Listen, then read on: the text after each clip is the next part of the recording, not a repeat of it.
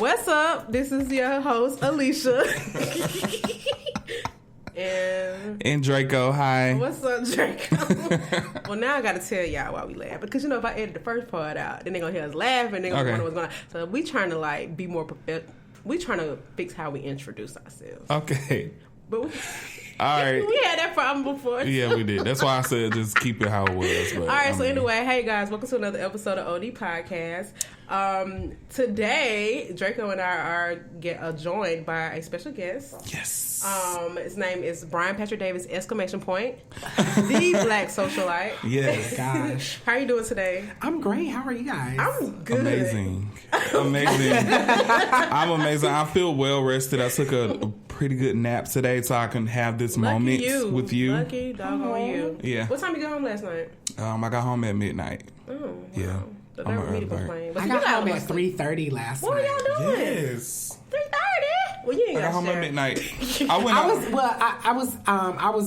was at the studio. Oh, okay, cool, cute, or whatever. After I left the event, I went to Midtown, and then I just went 10th of Piedmont. 10th of Piedmont. You want to invite me Oh, there? you were burning the gate. No liquor.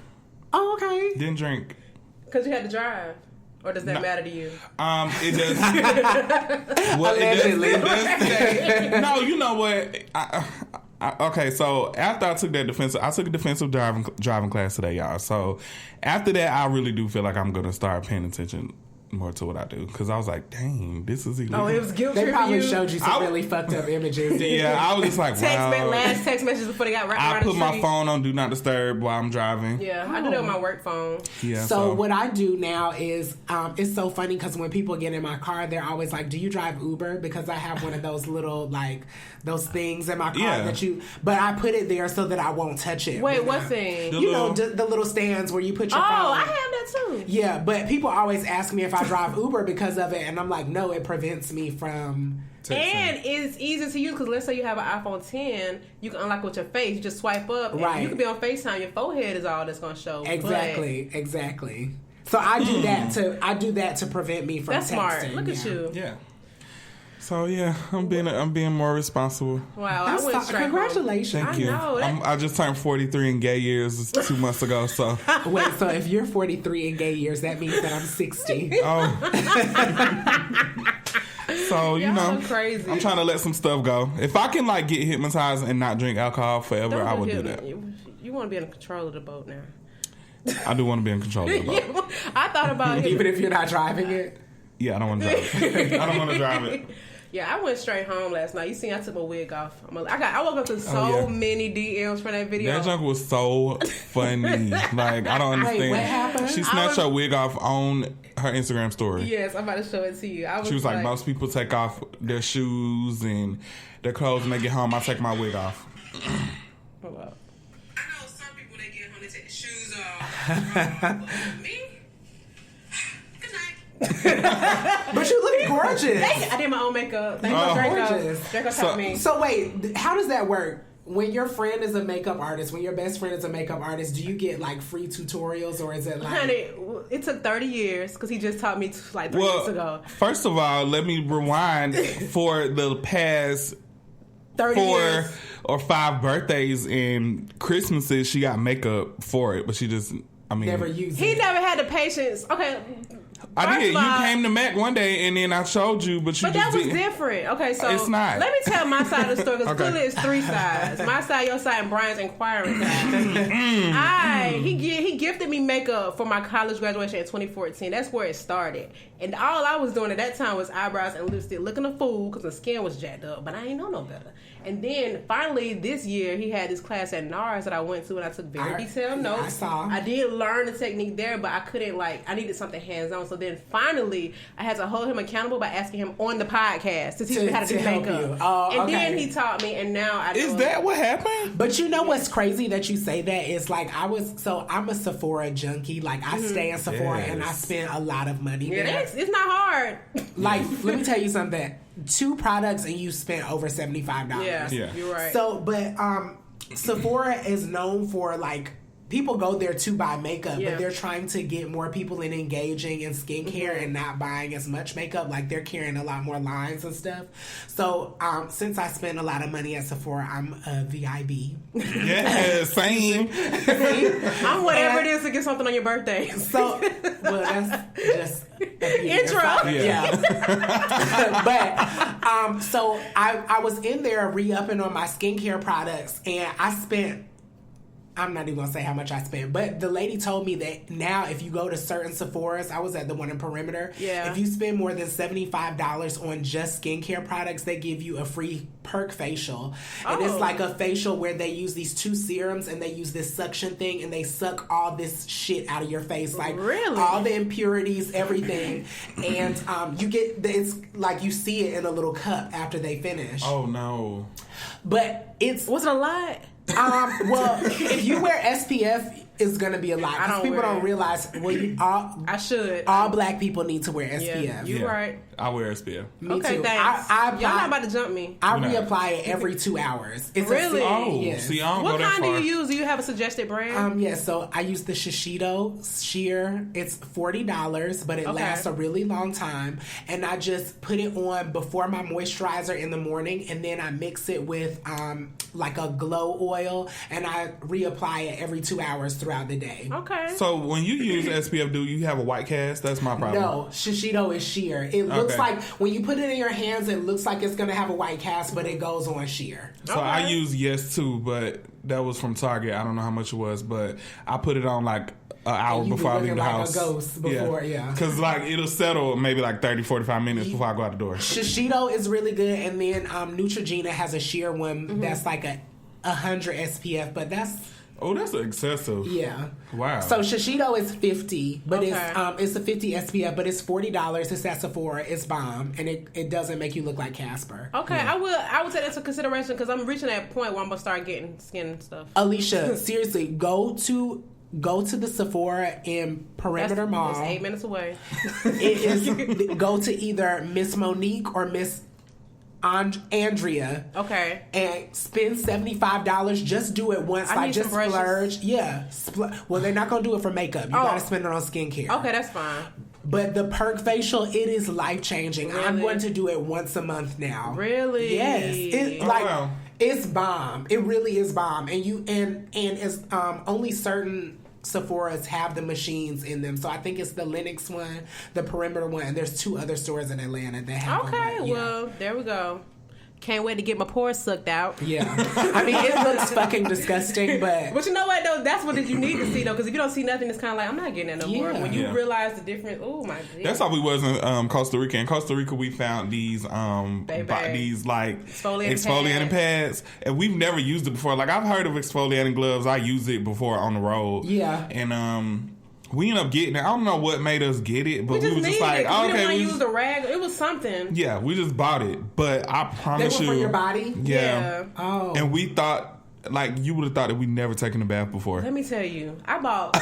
You were scrubbing places you had never scrubbed before. It was disgusting. Do y'all still have them? Yeah, we bought a lot. I'll find them. I bought, let me say, before I went to the store, I spent like $14 on, and they were like $1.10 each. Like, I bought so many. It was so cheap. It was $1. So we just bought some and brought it back home. Yes. Yeah. You know what's so funny? The brand that makes it, they actually sell in the U.S., but they don't sell the specific, like, pad. Remind me to try to find it, because I pack my stuff up. I know it's somewhere, but I'm going to give you one so you can see, because I got plenty. Oh my gosh, that would be amazing. Let me tell you. I'm like, y'all, like, it's really bad. Like, I've gotten really obsessed with skincare to the point where, like, I'll post something on my Instagram story, and I don't have a lot of Instagram followers, but I'll tag. What do you consider not a lot? I mean, I don't have. I know what you mean. I'm not like trying to be an influencer. I know what you mean. Know what I'm saying? Yeah. But so like brands will hit me up and they've said like, oh, you know, not a lot of African American males are, you know, into skincare, and they've like sent me free things because I posted it. Yeah. So like it's been kind of interesting, but I've like really gotten like really obsessed with skincare within the last year. Me too. I have a slight OCD with skincare stuff. And the only thing that I don't exfoliate is my scalp. Like, I literally exfoliate my earlobes. Oh. Everything. My beard. What do you use? The gloves? No, I use the pad now. But before, I would just use, like, a scrub. So you should. I do it on my earlobes. I do it on my beard. I do it on my body. You should use this. It's a toner. It's an exfoliating toner from You to the People. It's got like kombucha in it. It's really bomb. Okay. It gives you like a really good tingle afterwards. I live for it. Yeah. I do my whole body. I don't shave. I'm very sensitive, so I cannot put razors or wax or nothing on my body. So I literally have to exfoliate like my whole body, so I won't feel dirty.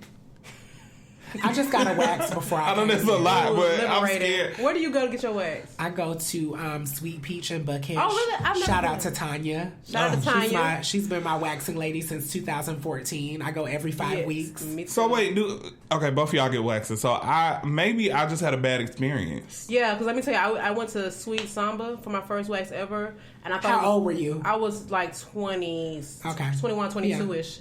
Well, you started at a good time then. Yeah, honey. What had happened was I had gotten a new relationship. I want to make a good impression. It was 2012, actually, so I'm 30 now. That was 7 years ago, so I was 22, I think. I don't know. We're going to if I miscalculate, I'm just going to take that part out. But oh, wow. So I went to Sweet Samba, and it was painful, but I was like, okay, this is my first wax. It probably just always is like that. But I kept going, and it was and you painful. Don't feel anything, do you now? No, well, now I don't, because now I go to Brazilian Wax by Andrea. Shout out to Taylor. Been going to you for a long time. Don't know how many years. Is that over there by Go Shades right next to it? Okay, yeah. They do the one layer of wax, whoop, out of there. I don't know because because you've been doing it for so long. But when I was going to Sweet Summer, they were using the strips, and it was painful every time. Like no matter what, and I'm just like, I can't. So I've never gotten waxed by anybody else but Tanya. Oh, that's good. And I went through a lot of interviews. She's been really good, but it doesn't hurt anymore because when you go consistently, the hair just gets finer and finer. So it doesn't hurt. But Draco, if you want to try waxing and your skin is sensitive, you should try the sugaring. Yeah, I was gonna say that. I heard it hurts. No, it actually is less painful than the wax because instead of ripping, they're rolling. So I went initially, and I don't want to say the name, but I went initially and told them, I said, I have sensitive skin. What kind of wax do you have? Because they had like choices, and I said, what should I use? So they said that they can use the tea tree wax on me. Okay. And I was like, okay, well, let's do my underarms. Let's see how that go. It was the most painful fucking thing. I bled and everything. Wait, what part of your body was it? My underarms. Really? That's my favorite part to get waxed. I'd be like... Yeah. Well, see, I don't grow a lot of hair on my body, so I just do Brazilian. Lucky you. Yeah. Yeah. I just do Brazilian. I know some women that get full bodies, and I can't. I need to get that. But yeah, it broke out all the way down my... Wow. Like when I not the hair, but I'm saying like afterwards when it broke out all the way down here. Well, see, I think the key to waxing too is a lot of people don't understand that there's aftercare involved. Like I know people that exfoliating. Like I know people that go get waxed and then they don't do anything afterwards because the esthetician or whoever doesn't tell them. Ingrowns. Yeah, and you have stuff. to use. You know, I use a organic sugar scrub that they make. They make all their own products at Sweet Peach. And then I also use something called Tin Skin that comes in like a roller. I've seen that before. And it clears things up down there. Yeah. If you have any blemishes or dark spots, it just makes everything. Okay. Yeah. I think I just never tried it no more. Yeah. I think that you would like it. I really like it. People think like I'm not having sex with nobody. So people think that people do it because of that. No, because once it starts to grow regular, you're gonna wish you would have just kept going. And it's like it's a really clean feeling. Yeah, like when you're in the shower, it's just a clean. It's nice when you put on a fresh pair of underwear. Yes, it's just everything's hugging you. Yeah, I hate when it starts to grow back, and I'm like, I feel those little prickles. I feel like a cactus. Yeah, can't relate. I've always been here. I think I've been hairy since I was like 8. Oh, me too. I grew hair early. I'm actually very hairy for a woman. But speaking of woman, last night we went to we went to the screening for Blac Chyna's The Real Blac Chyna. Yeah. Exclusively on the Zeus Network. Actually, it was really so. Well, go ahead. No, you go ahead because I went. I want to just talk about our experience with the event. Where was it at? It was at Atlantic Station movie theater. Okay. So it was a really good event, but we got invited as media and we didn't know what the hell we were doing. Right, we knew what we wanted, but we didn't know what they came. We didn't know what we didn't like. They offered it to us, so we were like, okay, whatever. So whatever. We went, but we didn't really know. Like they wanted us to walk the red carpet, but they were asking people questions, and we weren't prepared at all. Yeah, it was just like so we didn't do real it. Type of thing. Yeah. We didn't do it. Real people there. Yeah, who prepared it was people there who they do this all the time. So even when they it had came their down, recorders and stuff. Yeah, I was like, we need media training. See, I thought media just meant I can get in. Yeah, that's how ignorant I am Yeah. too. And I'm like, I get a pass. Okay, cool. I'm in here. Okay, so. As you guys know, I used to write for Concrete Loop, so I used to have to do that stuff a lot, and I hated doing it. Really? Every time, I would always get an email like, "Oh, do you want to do media for such and such and such and such?" And I'd be like, ugh. Because you do have to be really prepared. Yeah. And then it's hard when you are like.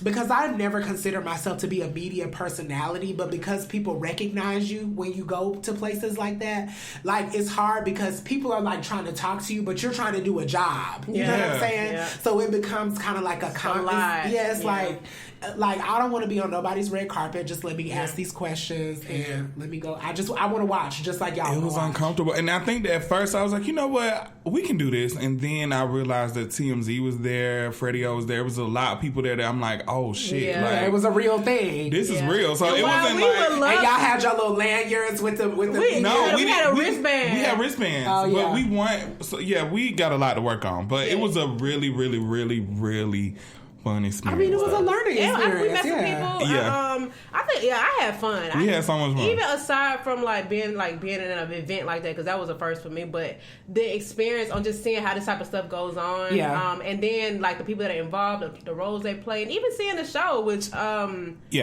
is lit in the city. I saw those clips on Twitter today. They were accurate. They were accurate. Yeah, I think that.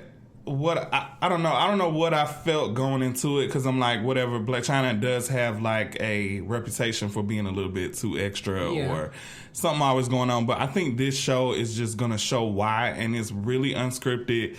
It felt really raw, the clips. Yeah. Oh yeah, it is. That's why she went with Zeus Network, because they don't cut nothing out. You know, but what's so interesting about Blac Chyna, because I used to not like her. Yeah, me too, and I didn't really have a reason. I think that the reason why we didn't like her is because everything that you hear about Blac Chyna, you hear it from somebody else. Yeah. But it wasn't until recently when she started doing interviews. Yep. I was like, okay, this girl, she has some sense. Right. You know what I'm saying? Right. So I've gotten to see a different side of her that's made me open up to maybe the possibility, because I'm really critical of and I hate to say this, but of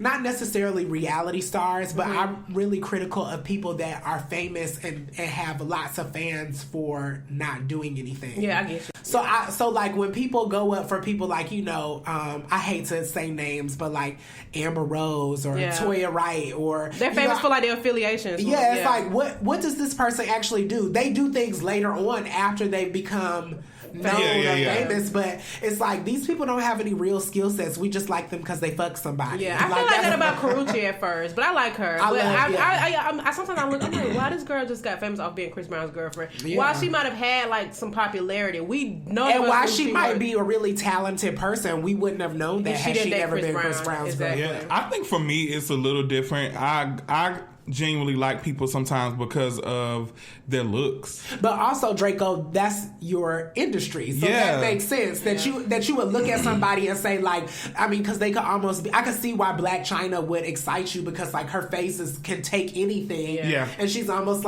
she's sort of like a muse in that way. But for somebody like me, I'm like, well, what does this bitch do? What makes her different? I mean, you know what I'm saying? I see girls that look like Blac Chyna, or not look like her, but give the same thing that Blac Chyna gives in Lennox Mall. So why does she get praise? But now I understand. I try to be less critical, because a lot of times those people don't get to speak. No, but what she played, I like that she didn't speak, because she was like, well, I didn't say that. And I also think that Blac Chyna is the current culture that we're in right now with black women.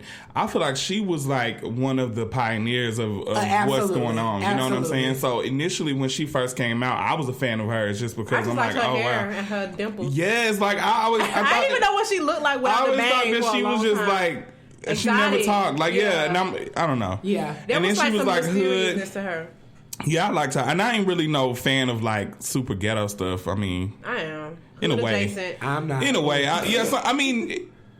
that's another topic for another day. But I don't know. I just really liked her, and then she was a Taurus, so a lot of her stuff, I understood.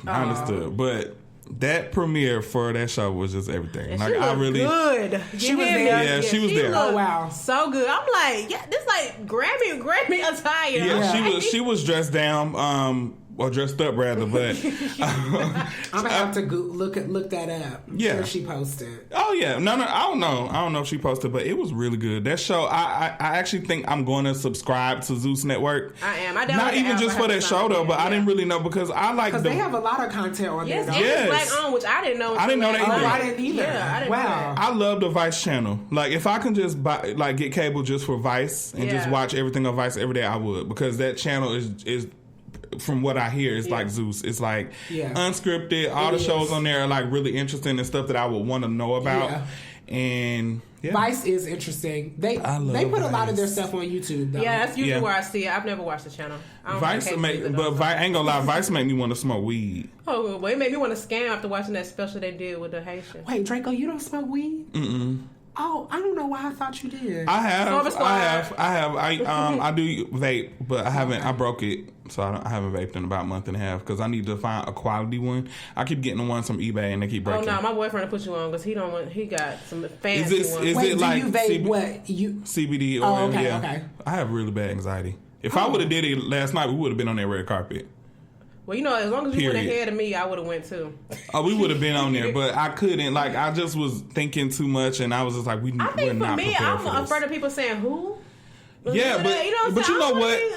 A lot of those people, we didn't even know them. You're right. And so, a lot of these people like that write for these like blogs and publications.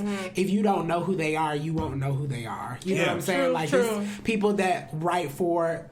Like Freddie-O isn't the only person writing that stuff. Yeah. The Shade Room, they have staff of people. So when you see people there, they don't know. Yeah, they just there to ask you some questions. It was fun though. Like and just even her questioning and answering afterwards, like her.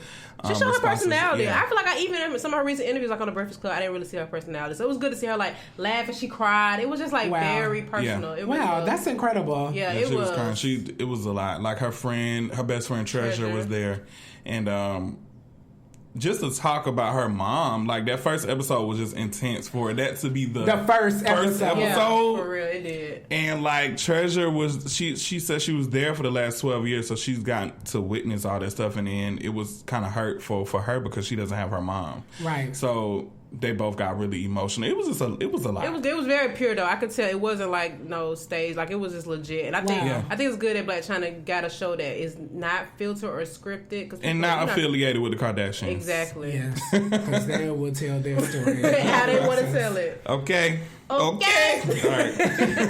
Okay. So before we go forward, let's introduce yourself. Okay.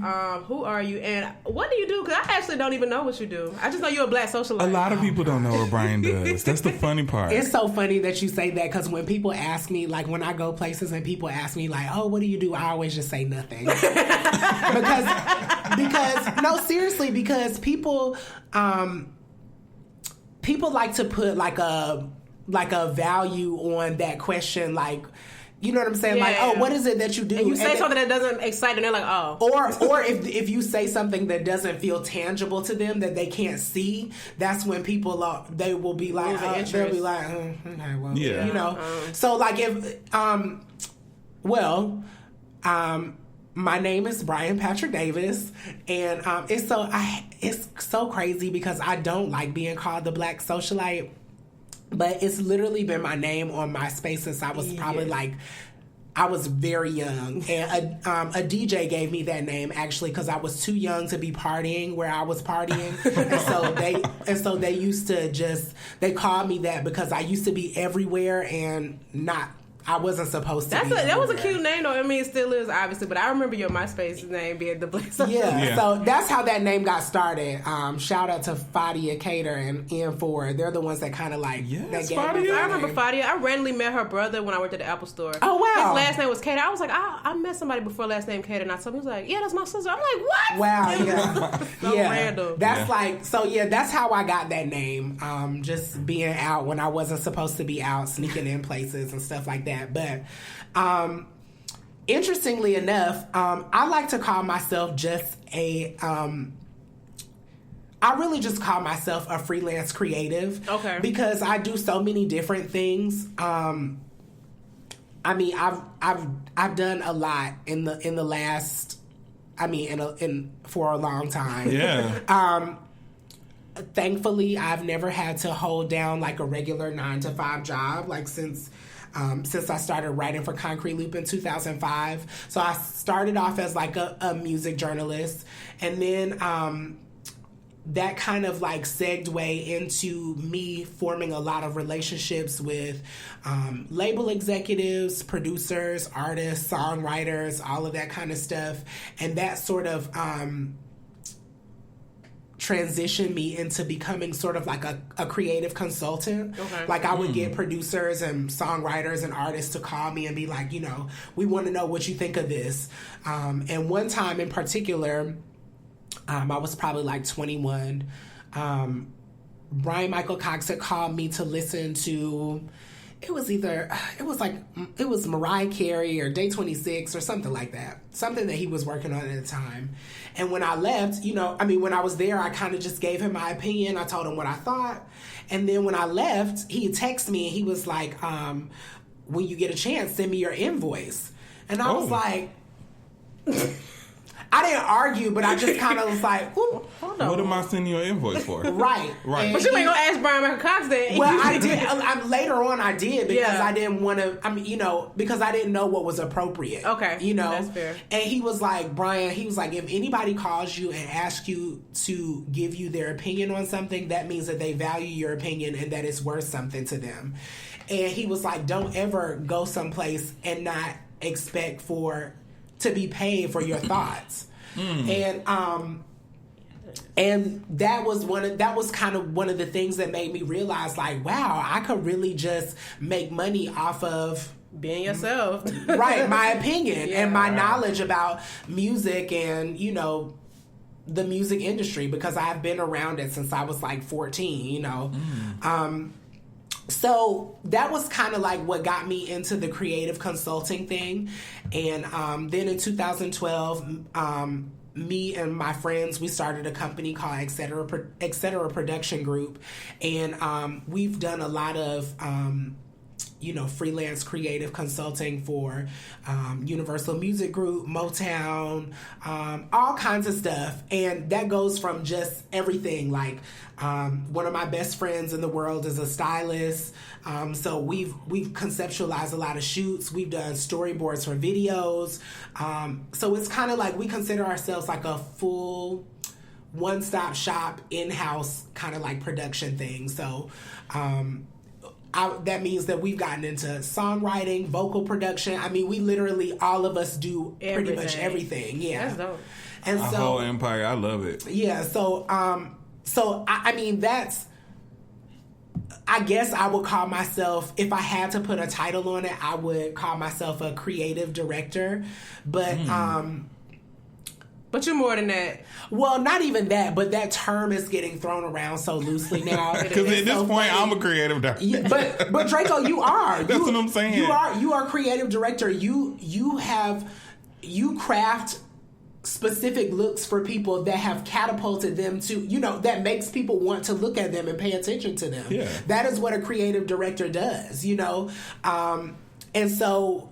Yeah, but it's just so funny because the other day I was with I was with two of my friends, Lacey Duke, she's an amazing video director, and Isis Lacey from Saint Beauty, and we were in Urban Outfitters just killing time before we went to go eat, and actually we had just got finished getting those perk facials at Sephora.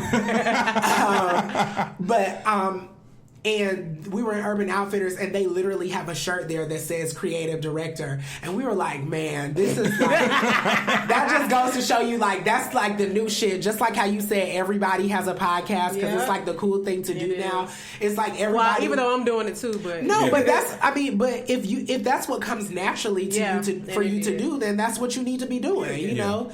But the creative director thing, like, I meet people all the time. They're like, I'm a creative director. And it's like, well, what have you creatively directed? Sometimes that calls for, like, a tangible thing that people need to see.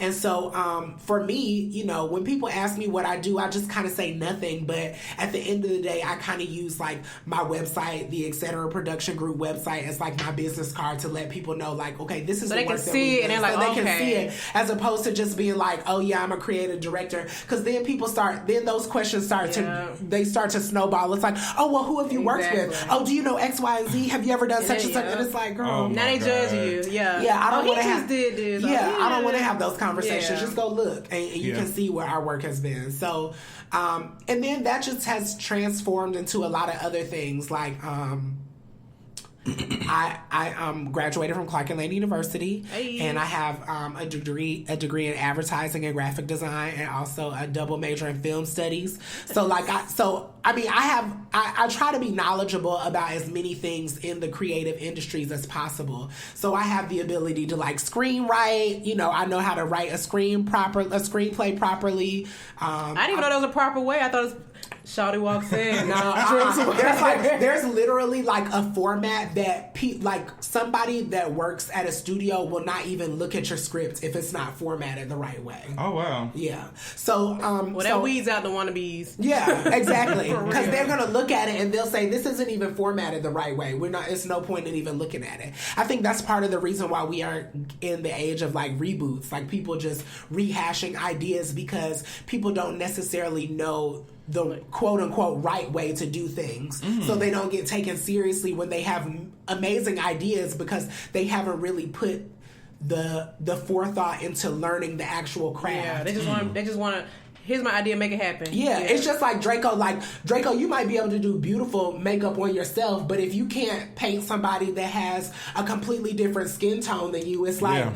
You know, you did the work to learn how to do your own makeup, but just like how everybody that thinks that they can dress themselves, that doesn't mean that you can dress other people. Yeah, it's one of those things where you have to name thrown around. Yeah, I mean, and that's no shade to people that do that, but people need to realize that there's actual work involved. Like when I decided that I wanted to get into vocal production and songwriting, I enrolled in SAE, the School of Audio Engineering downtown, so I could know the jargon and I could know what to do when I go in these studios in front of engineers and producers, so I can say the right things and know and articulate what it is that I want to do. So it's important to me that people, if you want to learn a skill or a trade, that you do in the work. Yeah. Like I was a self-taught graphic designer. Like I started designing graphics when I was 12, and it was because my mom bought me a scanner for Christmas. It just happened to come with Photoshop, and I taught it myself. Yeah. But then I went to school because I realized that I was doing things not the way that they're supposed to be done. Okay. And of course I have my own methods, but it's good to know the basics so that you can apply them and then apply it to what you taught yourself. And come up with your own technique. Yeah, exactly. Yes. So I've done a bunch of shit. Like I published a book 2 years ago. Yes, you know, yes. You know what I'm saying? Like I've done a lot of things, but it's not like I'm never trying to like toot my own horn, but you should. You should for real. But vocal coach. But first of all, I personally think that you should, only because it's a lot of people. We're in Atlanta and we don't even know that these type of people exist, and we have a lot of people that are faking the funk, don't know what they're talking about. They just got a lot of followers. Yeah, they just got a lot of followers for nothing. Yeah. And then it's like Atlanta is not good for anything, but then it is people here that actually know what they're talking about and actually doing stuff. But you know what's crazy about that, Draco? That's why when people come to Atlanta, they feel like they can pay us less. Yes. You know what I'm saying? Like when you go to LA and shit like that as a makeup, I've seen it happen to makeup artists, hairstylists, wardrobe stylists, graphic designers, videographers. They think that when you come to Atlanta, they think that you can pay us less than what you pay the people out there. And it's so crazy because I was working on retainer for, I'm not going to name any names. Okay. But for somebody that's very popular, and I shouldn't say very popular, I'll say very well known. Like her career is amazing. And her manager used to always ask me for ideas, and I would just straight up say to him, "That's above my pay grade." Period. Because you're not gonna ask me for my ideas and then use them for this is free. gonna get worse and worse. Like, okay, what for about free, this? while you would pay somebody else somewhere else for their ideas. Yeah. You know what I'm saying? So that's above my pay grade. If you want to ask me for creative, put that ideas, on a t-shirt. We should. It's above that me should be and my pay grade. That should be the OD podcast t-shirt. It's above my pay grade. Seriously, and then put OD podcast on the back for real. Because that's true. Because when you start giving away your ideas for free, people will just straight up. They sure do. It becomes and you can water that down to the simplest things. Like, oh, can I get $5? Can I get $25? It's like, okay, you ask $100, and it snowballs into you giving away all of your ideas. And you can't even get out of it now, because how are you going to back yourself out of it? Exactly. So I just had to get to the point where, like I said, that thing with Michael Cox really, like, it nudged me to know, like I am valuable, and what I think and what I have to say is valuable, and I shouldn't cheapen myself for it, So that's really, like, that's important. And I think, like you said, Draco, like, there are tons of people in Atlanta that do really dope shit, like that are really, really dope, but they don't always get the recognition because, like you said, they don't necessarily have the followers, or people are not that actually work are not social media savvy. Right. Some people, you just go on their page and not have a single clue what they do, and got a lot of impact. And also another thing that's hurting is people that are less talented are doing things for free to undercut people that are. Like, I've met people that be like, oh, my day rate is $1,500. And then somebody else will be like, oh, well, that's not as talented. It's okay. But they'll be like, oh, well, my day rate is $300. Yeah. Of course they'll be like, such says only do it for $300. Why are you charging so much? Yeah, but you're not charging for the work. You're charging for the experience and education that goes. You are charging for the work. I mean, yes, but I'm saying if you're but it's also that's like what it goes into that price. That's why when you paid $1,500, your face was blended, and when you paid $300, you looked. You like you had on that sunscreen. That white cast, honey. Yeah, that's just the truth. Yeah. That's just true. You know what I'm saying? You get people that will come in and do shit for free. Mm-hmm.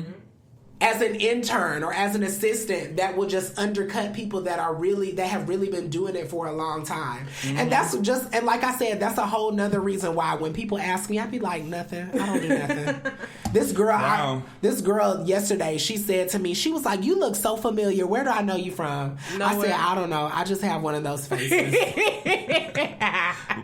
And she wouldn't leave me alone about it. I was just like, she probably knew what she knew you from. She just didn't know how to say it. She just like, I mean, no, you have to tell people if you know them, you know them. Yeah. Or I'm not like that. Like, if I see somebody and I recognize them from somewhere, I'm gonna speak. Yes, I used to see you every time I got a new job. I used to see you.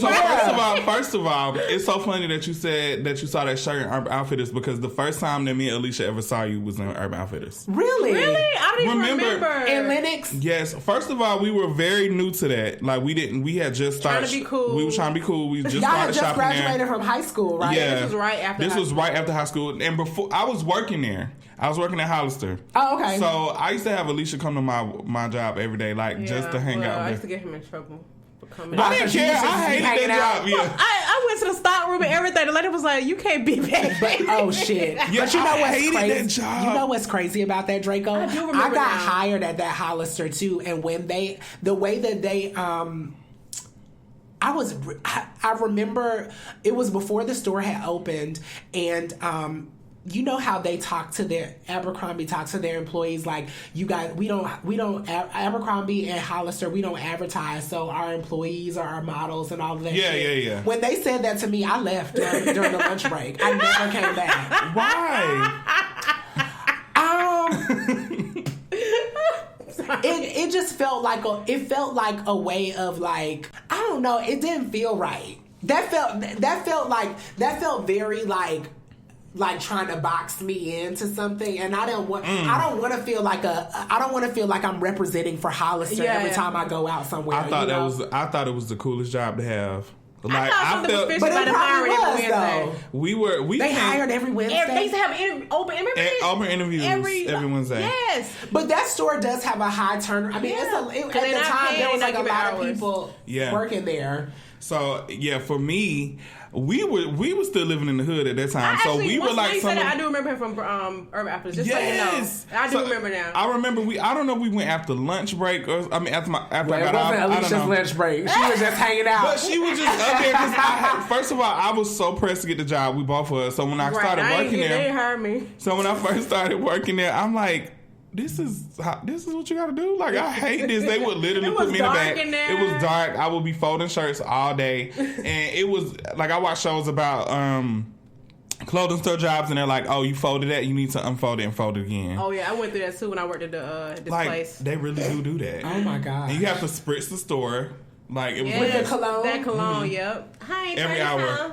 Every hour you walk around, because the cologne and the store spritzer, they had like similar smells, but it wasn't the same. Oh, I used to try to take it home. I wanted my room to smell like that. You loved your job, honey. I just like the product. And we used to wear so much Hollister and Abercrombie. We thought so you know when hood kids try to venture out, we couldn't tell us we went from Laguna Beach, baby. God. Yeah. So we ended up going to Urban Outfitters just in there, and I oh yeah, whatever. I do remember now, because I used to really admire how you dressed. I remember because Jeffrey Campbell was a popular shoe at the time, and I remember seeing you with some Jeffrey Campbell. I was like, oh my god, it just was my first time seeing somebody who was just so stylish in that way. Because you know me, I'm sagging pants, white t-shirts, you know. But y'all were cute though back then to me though. Well, thank you. But we would do a lot of research because we would be in the house for hours putting together outfits. We were trying to like figure out how people did certain graphics on MySpace. Like we would sit there and teach ourselves that. Wow. So that's how Alicia got into her field, because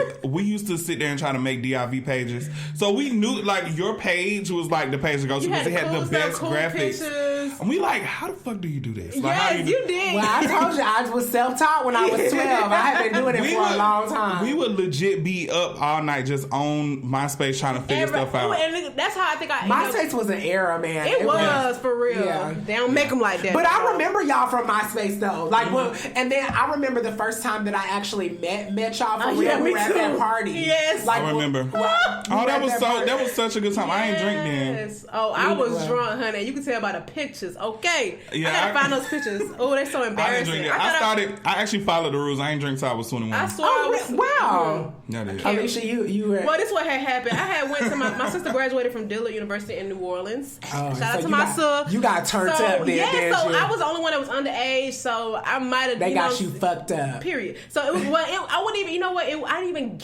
drink to get drunk. I had one shot. This is my first time consuming alcohol, and I got drunk off of like a sip. I didn't. Oh my god! I never knew that. And see, I didn't even finish it. And see, I'm scared. Like I said that the only time that I will drink is when if I get married, I'll have a glass of champagne. But I'm scared of how what's gonna happen. Yeah, champagne is a lot. Well, that's a nice time to celebrate. Champagne is a good way to like ease in. I didn't like the smell of it, and I didn't like the taste because I heard it makes your head hurt. It depends. It depends on the grade of liquor, but now I think because of my age, everything makes my head hurt. Everything makes me sick. It's that sugar. Yeah, and I can't drink straight liquor. I can't take shots. Me either. What's your favorite kind of liquor? Tequila. What's yours, Alicia? Actually, no, I'm lying. It's actually brown, like cognac. I don't have a favorite, but I like sweet stuff. So when you were drinking, I never wasn't drinking. I was always I don't drink. Here, drink this, and then that's what happened. You know what I'm saying? I was so you're not like a drinker. I never go to the bar or order drinks. Okay, yeah. I don't even know what to ask for. Maybe something sweet, something cute. I remember. Alicia used to drink, but it wasn't like I did not drink. Now you wasn't like a drinker, but you would go out and you would drink socially. Yeah, okay. But it wouldn't be every time though. But it would take a little bit for her. I was trying to be like I never liked partying. I was trying to like it and do it because I was doing it a lot. And drinking definitely used to give it down to one time.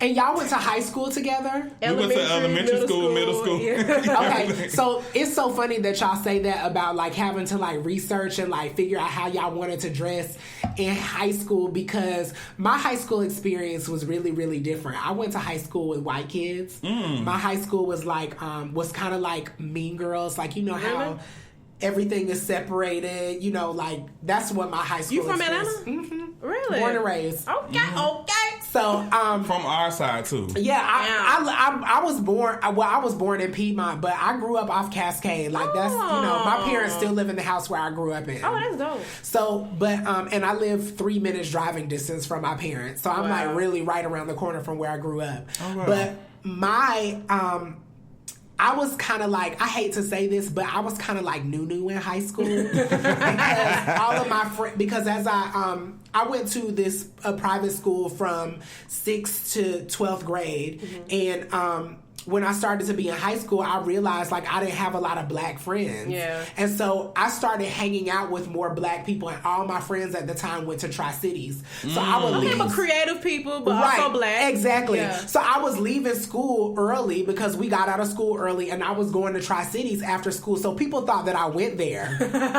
Okay. So it was like one of those things where I would always be at Tri-Cities, and I had a boyfriend that went there too. Yeah. So it was like I was always there, and people thought that I went there. But that's when I started to get acclimated to like more like, you know, just being around black people, because I was literally around white people from 1st grade to 12th grade, you know. Well, we had the total opposite. After 12th grade. Right, we had the total opposite. I ended up but you had a little exposure at North Atlanta.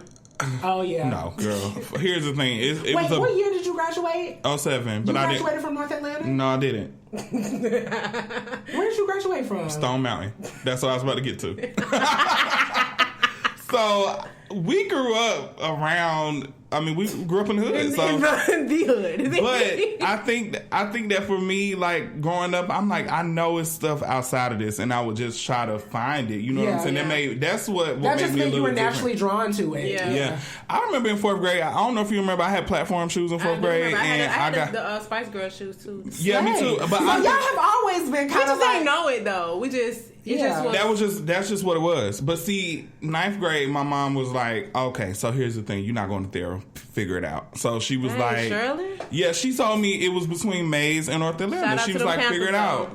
So Alicia was like, look, my whole family went there. I'm going and I there. didn't want to leave my friends, and I love the hood so much. I'm like, I can't leave. If I go to Mays, they're gonna have a little bit more money. They're not gonna be like me. If I go to it just was stupid. I would have been at Mays too. I should have went to Mays because I low-key wish I would have went to Mays. I probably would have graduated from there, but when I was going to Thero, I was close to the Westlake school zone, but I wanted to stay with my Thero friends so bad, just for me to stop. Because y'all had the way that y'all school system, the public school system is you're fed to those different schools. Exactly. Okay. Yeah. Okay. You can choose, but you have to go it. to like a magnet program. So you had to get like permission and audition and stuff like that. Yeah. I knew that because my friends auditioned for Tri-Cities, and if you made the audition, you could go if you didn't live in that zone. In the zone. Yep. Me. I wanted to go to North Atlanta too at one point too. It wasn't. It's first of all, it's a big misconception at the time. It was because everybody think like, oh, it's such a white school, Well, blah blah blah. But zone in it. Listen, the school is zoned in Bankhead. Well, it was ghetto. I knew a lot of trill lesbians that went to North Atlanta. Yeah, it was. That it would was like still leave North Atlanta and then hang out at Underground Atlanta after school. Well, we definitely used to do that after school. Let me tell you something. People probably did not know we was living at when they knew us. They probably had. Wait, Draco, were you out in high school? No, when that's a whole nother story. 2008ish. Oh, sorry. She knew. Look, I didn't even know. I honestly, it just slipped my mind. So 2008. Around that time. For her, because it was. I mean, it really wasn't for me. How old were you then? I was 19. Oh, okay, that's still that's kind of early though. Yeah, I don't know. I was like really confused. I never grew up around gay people, so I didn't even know what it was, and I didn't know nothing. So I just didn't feel like I was gay. Did you not like guys until you were 19? I didn't. The first memory of me being attracted to guys was when I was 17, 11th grade. I was in really? That's funny. It's so funny that you say that because I was kind of the same way. I came out to my parents I came out to my mom when I was 15. Yeah. I was in the car with her and I just said, I was like, Mom, I have a boyfriend. And she was like, really? I was like, yeah. But I was scared for her to tell my dad. Why would you just come out so vague like that? Well, because I had because to be completely honest, Draco, I had sort of the same experience as you. I wasn't attracted to anybody until I was. That was me. Yeah, like I wasn't. So if you asked me if I like boys previous to me actually seeing a boy and liking him, I said no. Yeah. But if you were to ask me if I like girls, I might have lied because I thought that's what I was supposed to be doing because all my friends were dating girls. You know what I'm saying? So for me, I've always been this way. I never tried to like be like super masculine. I never. So you just being yourself, your true self, all the time. Even when I was really young, I remember instances of like just being this way. Yeah. And so, I was the same way. I wasn't attracted to anybody until I was attracted, and that's when I knew. And when I decided that that's it, when I figured that that's what it was, I was just open about it because my parents never gave me reason to believe that I shouldn't have been. You know, so it was one of those things that was really easy for me. It took me a little while longer to tell my dad, but I was the out kid in school, you know. And even when I got to Clark, I was one of like the 3 only out boys in my freshman class. That time it was really, really. I mean, of course, it was people that were out, but yeah. I mean, and I remember Clark not even having a lot of men too. So now it's like a lot of y'all are men, and now you are also going to stand out even more because you're not technically quote unquote like them. I remember at one point in my life, people thought I went to Clark. Like I remember, Draco. I thought you went to Clark too. Everybody did because I would be up there every single day. My friend went there, and I would go to class with him all the time. And I would be sneaking into the comments. We did that at Georgia State too. Remember? But I was doing that in high school. I remember before I graduated, I was with Tremaine and Talis. We would be after school, and they had a friend that went to Clark, and we would be in the girls' dorms. Well, we were sneaking into the cool school to go to if you were into like arts. I wanted to go so bad. I was like, I'm going here.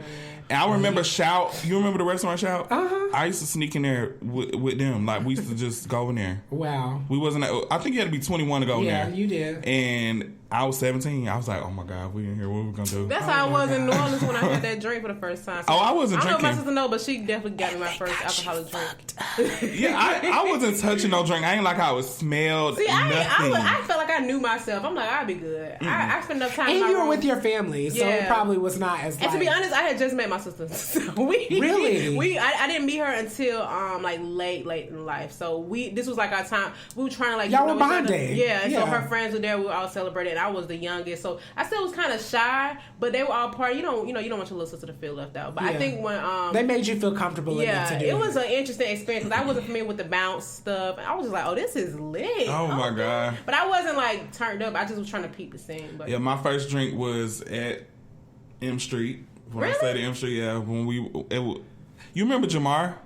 I don't know. The Jamaican guy. Yes, I do. Because he gave me my first drink. I know pictures from that birthday party. Okay, all right. Yeah, exactly. Shouldn't have brought it up. Anyways, all right. So I have a question. Oh, go ahead. Yeah, but no, that was my first drink. But yeah, I know we got to get into this topic. It's cool. We cover a lot of the stuff that I have in notes, so this is great. Oh, you got notes? Yeah. Ooh, professional. Oh, wow. And it's on an iPad too. It's not like written down. Like I'm kind of living. I'm off the dome. I'm really excited about this topic because recently, I've been doing makeup for almost 10 years now.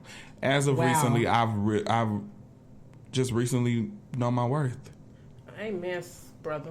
Been able to seriously. I mean, I'm able to comfortably talk about pricing, and I know what's the tea, like for real, because we'll get into that. But I'm ready for this. Well, okay. So my first question, Brian Patrick Davis ! So you mentioned Brian Michael Cox was like, I can't even talk straight. You mentioned You mentioned Brian Cox asked you to send an invoice, right? How did you determine how much to charge him?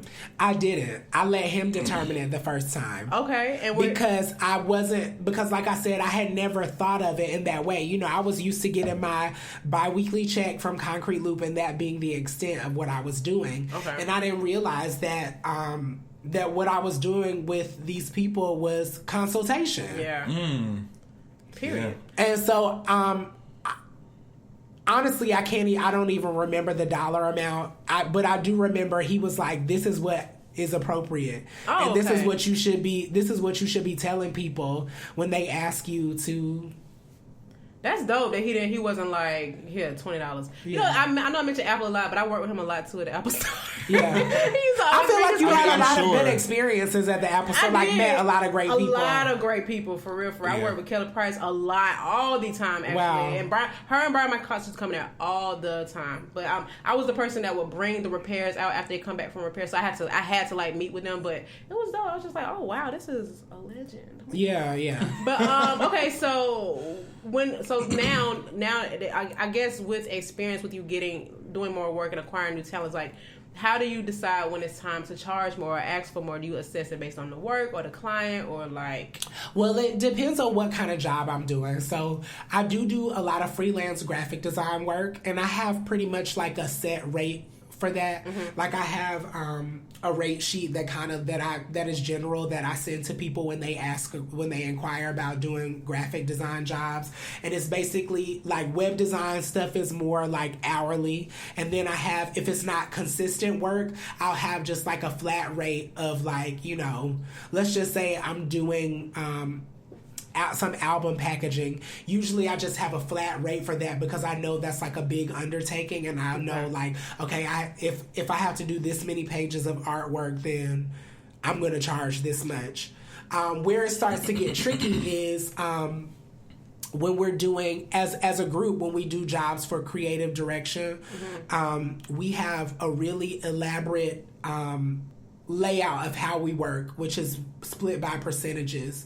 So let's say that we have like different pricing plans. So we have like a 3-month retainer, a 6-month retainer, a 9-month retainer, and a 12-month retainer. And we base that on how much work we have to do with a specific artist and what that artist requires. So in those spans, let's say that our 3-month retainer is $9,000. What we do is they will cut a check for $9,000 to Etc. Production Group, and then we split that check up based on an hourly, how many hours we spent with the artist or doing whatever kind of work. Okay. So typically, because Devin is one of my business partners, is in the studio more, and we work with the artist more, our percentage of that $9,000 will probably be bigger than Casey's, who just might be with that artist's shoot day, or with the makeup artist who just might be with that artist's shoot day. Okay. So it just depends on how much work is involved, how many hours, and what the retainer fee is. So like sometimes we do things where we're not on retainer, and it might just be like a one-off. Somebody might hire us and say, hey, we want you guys to come up with a concept for a photo shoot, and we need hair, makeup, wardrobe styling, and we need a creative concept, and we need y'all to find the photographer. We might just set that price at whatever their budget might be, $3,000 for the photo shoot, and we'll make it work. Yeah. You know what I'm saying? So it really just depends. And typically we don't run into issues with payment unless it's some ghetto shit. You know what I'm saying? Like, can you keep that ahead of time though? Yeah. Like sometimes, you know, like when you're working with the artist, especially when you're on those retainers for long periods of time, like 6 months to 9 months and stuff like that, you form a relationship with those people. So sometimes you end up doing more work than what you would normally do, because then you start caring about a person. Yeah. Agreed. And like what their career, you know, what their career scope is, and how, you know, you start being attached to it. Yeah. So, and sometimes other people involved, not necessarily the artist, but their management, if they're signed to an indie label. Usually, I'll say that. Usually when it's indie labels involved, it's like it'd be some bullshit. They're inexperienced, or they just are going with the flow. They just don't want to spend money. Or not even that. Sometimes it'd be like, you know, like a lot of these hood niggas, like drug dealers, they be trying to legitimize their money by like starting record labels and investing it into like, and so sometimes that it can get a little dicey because they're used to working in a way that they're used to working. Yeah. So when you come with them with like, invoices and budgets. It's like they be having the money to cut the check, but sometimes it's kind of like, well, what y'all need? What, you know what I'm saying? It starts to be like, and actually, me and Draco have been in. I mean, I don't know if I know you probably got paid because they know you and they like you, but that. I mean, me and Draco have worked together a lot on certain things. So like, there'll be times where like, you know, where we've done the creative around something and Draco will be there to do the makeup. But see, sometimes like they don't value the creative the way they say the same way that they value the makeup, because the makeup is like, you know, makeup and hair is like, I can see that's something that I see. Girl, you just came up with some ideas, but also we had to make those ideas come to life. You know what I'm saying? Like those, there are things involved, but for an artist and for somebody that's protective over their artist, they're only thinking about the tangible visual piece of it. Yeah, so it's like they don't really care how the photo happens as long as it happens, and they know that the focal point is the artist. So the makeup and hair, they be ready to pay for that. Yeah. But when it comes to the other shit, they be like, well, yeah. No, but that's no shade against you. It all works. I'm saying that's how they think, and that's fucked up. Yeah, but I mean that's what happens. That's horrible. Especially with people, and it especially happens with those type of people who are not creatives. They're just people that are cutting checks. You know what I'm saying? They want to know what their money is going to. And so they don't understand that creative like that, oh, well, we need X, Y, and Z to make it look like they're butterflies floating in the air. And, you know what I'm saying? They don't, it doesn't click with them. Yeah. So when you're dealing with people who are, especially in Atlanta, and we all deal with that. Like these people who just have this money that they want to put something into. They don't really know anything about the recording industry or the business side of creative or anything like that. And they're just there to cut a check. Yeah. So, like I said, we haven't run into a lot of problems, but there have been times where it's been like, girl. I have a question. Well, not really a question. I just want to get your opinion on something. So, I've noticed a lot that people really look at, like longevity and the how much energy you put into learning your craft and all that type of stuff like that. So recently I've come in contact with people in my industry that they're new, but they know what they're doing. Right. So do you think that it's fair for people that have just come in the game to charge the same amount? Like, should they come in, like, if they know that what they're doing is kind of up to par with people that's been in the industry for a minute, is it okay to set the same price, or should it, be lower? I do believe in, I think end result is really important. Like, I think that, if I'm getting the same results, then I should pay the same amount. But I also do believe in paying dues. And I think that it's important that people, you know what I'm saying? Like, you can't come... And I get it. It's a lot of like young, hungry kids coming and doing, and they've been playing in makeup since they were 13. And when it's time for them to bust out, they're ready to. But I think that like when you have people that have been around and have kind of like grinded and know, the ins and outs of the industry, I do think it's important that people kind of like acknowledge that there are people that came before them and realize that, just like you doing this, I'm doing it too, and I've been doing it a lot longer than you. Yeah. So if you're not getting the same thing that I'm getting, even though you might be just as good as me, I've been here longer, and you need to respect that. Okay. You know what I'm saying? Like, I've been doing it longer, and you know. That's just what it is. Yeah. Yeah. I have had a moment in the corporate realm where I have found out someone was making a higher salary than me. And while they have had more experience, they are not as good at it. And sometimes it sucks because I know that their salary got higher because they've been there. Right. So exactly. So it's not fair for me to be asking for $90,000 to be doing this or whatever. And I'm not making $90,000. I'm just but numbers. Y'all don't know what I'm making. Period. But sometimes it's like now I know that's what they're getting. I'm kind of salty, but it's like at the same time I got to tell myself, well, if you stay 4 or 5 years in seat like that, like they did, and it will happen. But I think think that's why. And if that person stops producing at the level that you're producing at, they're not gonna. If they were ever producing at that level, to be honest, yeah, like companies notice that type of shit. Yeah. You know what I'm saying? They're gonna be like, wait. This person, we're paying this person to do what? Yeah, like, no. exactly. And it does happen. So I try to make sure I do stuff I'm not being asked to do. Like, oh, I see an opportunity in this operation. Let me try to do something. Yeah. But, then there's things like, it is different in corporate America, I guess, because they're like, oh, well, we cap at 15% annually, so you can't get this much more. So it's like, all right, well, I'm going to leave. Because if you go to another company, they'll pay me more. So I feel like people who are new, in like how you gave an example of somebody who's doing makeup, they're like, oh, well, such paying that much. I'm not about to wait. If they did Cardi B's makeup, then I can do Cardi B's makeup, and I'm not going to charge more because, less because they charge. But normally that isn't the case here. I think the problem in Atlanta that I have with people is that they do the opposite. So they know that a person that's been in the industry for a long time, they're like, oh, okay, I'm just throwing out numbers, random numbers. But say, for instance, if I charged her for a do and go, like I'm just going to pop up at her house, do her makeup, and leave, I'm charging $250 for that. Mm-hmm. And a new person that's coming in and they just want to do her because of who it is, and they're not looking at the longevity or, you know what I'm saying? Yeah, just excited. They're like, oh, okay, I'll do it for $100. I'll put come to your house, do your makeup for $100.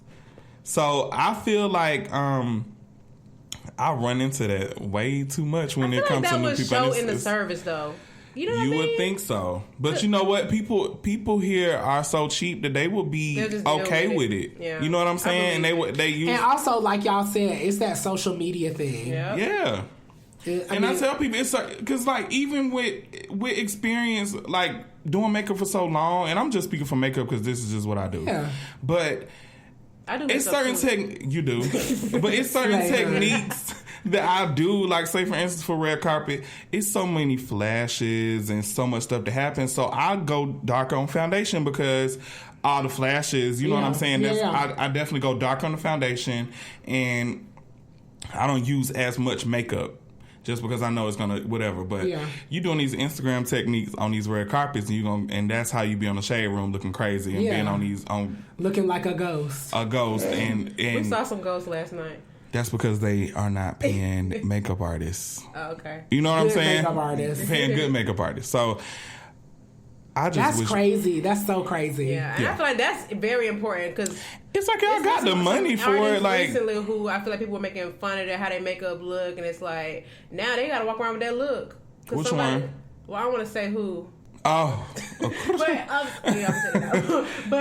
it's like somebody probably trying to be cheap. Oh, you can do it. Okay, come on over now. We'll talk about this off the air. Yeah, because now she got to represent this look that somebody did versus going the extra mile and getting somebody who actually cares about stuff like that, cares about how the flash looks. And I'm glad that people are exposing stuff like this. I don't know if y'all seen it. That girl who is like a beauty influencer and she got invited to some event. Oh, she photoshopped her whole body. Photoshopped the image. Yeah, the brown skinned girl with the pretty hair. She was so pretty. She was so pretty without the Photoshop. She added fullness to her hair and everything. I mean, she deepened the skin. Yes. And I was just like, wow. And now people are, realizing that people are like, oh, hold on, wait. Right. Yeah. Well, that's. I'm like, listen. Right, and there's plenty more. We are. Yeah. For where that came from, that's a mess. Yeah. What's a retainer? Also, a retainer is basically like a flat rate where somebody retains you. You work with me. You work for me. So no extra stuff. Right. Okay. For this long and for this amount of money. Okay. That's why and to me I like being on retainer for people because I know that I'm going to get paid, and I know that the work is consistent, and I know that you're going to keep me around. And a lot of times with retainers, they end up getting renewed depending on how long they are. So and I tell people that all the time. I would rather be on retainer with an artist or with somebody. And I know for a makeup artist, if you're on retainer with somebody, that means you're doing everything that they want you to do. You know what I'm saying? And that means you're traveling. It means that you're, you know what I'm saying? I prefer that because it's consistent. I don't have to hustle, you know what I'm saying? It's bills gonna get paid. Yeah. That was me when I went on tour, but that was new for me, so I didn't even know what to ask for. Yeah. And so I kept asking around. Who's good about knowing what they're worth? Who? Casey. Okay. Talk to him about. I mean, he is very this is what my day rate is. Yeah. I don't know. Next, period. And it's not even that I'm not comfortable with it, but for the longest, I mean, you know where I started at with makeup and, you know, who I work with, but I'm like, I don't have people around me to steer me in that direction. Like, okay, you need to do this. They just focused on who I do, who I have in my chair, and all that type of stuff. But I'm like, realistically, like, I got needs. I be wanting to look cute, and I want to, you know what I'm saying? Like, it's different things. So when it came time for me to figure out how much money I needed for tour, I was just like, you know what, let me just sit down and try to figure this out on my own. So I literally got a pencil and a paper and calculated all my bills. And I'm like, I need to be able to, because I'm going to be out of work for over a month. So that means that should just let you know, Draco, the next time you have that opportunity, you need to ask for more than what your bills are. Yeah. So I definitely was like, you know what, I need to be able to pay my bills at least 2 or 3 months after this is over. 100%. So I calculated it in, and then when I went forward with the number, I didn't say it first. I let them say theirs. Theirs was like 4 times what I came up with. So I was like, oh. Yeah. So in my head, I'm like, so what am I really worth? Like, what? Because people are willing to pay this money. And if they have it, they're going to pay it. Yes. If they have it, they're going to pay it. So, because I'm like, I'm comfortable with this. Especially if they like you too. Yes. I'm like, I'm comfortable with this. Like, this is what I'm comfortable with. And I can tell that your clients, they like having you around. Yeah. You know what I'm saying? It's not just about, I mean, of course, your skill is amazing, but people like the experience of being around you. Yeah. You know what I'm saying? So I mean, that it is just that. It's not just a service. It's also an experience. I think you said that earlier. Yeah, and that's why gratuity is a thing. You know what I mean? It's like, you know, I really like you. Here go, extra whatever. Yeah. How do you, like... Or maybe this came with the experience, but like legitimized work. Like, do you have people, like when it comes to pay or just any kind of service, like do you have to have a documentation to make sure they don't try to like? Yeah, I always send an invoice over before, and well, not only that, I send a quote most of the time first. With the packaging for the creative direction stuff, we have like a whole like PDF that we send over to people with, you know, like contracts and stuff like that to make sure that it's legitimate. With graphic design stuff, because that can be so flighty, and because I get people that hit me in DMs all the time, like, "Hey, can you do cover art for my new single? Shake that ass quick." With that, I'll send them over a rate card, and then once they agree to the rate card, I send them over an invoice, and depending on who you are, like if I know you really well or if I don't know you at all, I will ask for 50% of the invoice up front. Period me. I just started doing that about 1.5 years ago. Yeah. I mean, it just depends. That's fair. I mean, because people can try to... Somebody read me about it. That's the only reason why I started. Really? Make another makeup artist. Even they charge $20 to book. Yeah. Period. Just a whole like, slide. if y'all were to ask me to do something, I wouldn't be like, I need $50 up front. But when it's people that I'm not familiar with, then when it's clients, people coming up and off the street. And that sets the tone, too. Yeah. It's like, okay, I know he's not playing. Yeah. And my invoices, all my stuff, like, it looks nice. It's, So I make sure that people realize, like, you ain't playing. Yeah. What do you do when it comes to like travel? So you have, I guess that's also rolled into your fees and stuff. But do you have like per diems or the type of like? Do you require a specific hotel or I don't know? I'm gonna be honest. When I've done stuff in LA or in New York, I require a hotel. But when I want to do things in LA or when I'm doing stuff in LA, I just stay with my friends when I'm there. Yeah. You know what I'm saying? My best friend lives in LA, and I have a really good network out there. My mentor lives out there. So I'm not really weird about that. I will say the last time I was in LA and we were doing some work, the only thing that I was kind of like that I would require was cars. Like, because, getting around in LA can be expensive. I need to be picked up and taken to where, if it has to do... I feel bad about stuff like that. I mean, like, when I'm on the road or if I'm doing a job or something like that, I don't be trying to be too picky just because I don't want to look like whatever, but... I should though. Draco, let me tell you something. I'm gonna just tell you one story because I haven't had a lot of horror stories. Like you, typically, if you ask for something that's within reason, like people aren't gonna trip. But like one time, I got hired to do something in New York. It was a BET thing. It was BET something, and I had never flown Spirit Airlines before. Oh. And they booked me a Spirit flight. They tried it to get there. Yeah. And I didn't know that you had to pay for like your bag, your seat, all of that kind of stuff. So when I got there, I'm paying for all of this shit that, after they had already paid for my ticket. And when I got there, to work, I said, I need for y'all to book me a different airline coming back. Period. I was like, I'm not doing that again. That was the most uncomfortable, expensive experience I've ever. It was just not. It was, and I told them, I said, I'm not flying back there on Spirit. With flights, I am a little picky only because now I know the importance of Sky Miles. Yeah. Only with Sky Miles, she did put me on that. The importance of Sky Miles, and then also, like you said, the bags, because you got to take your kid. I have to take my kid and my clothes. Yeah, and I've damaged so much makeup on flights, because I need to bring it as a carry-on, and I need to bring my clothes as a carry-on sometimes because I'm like.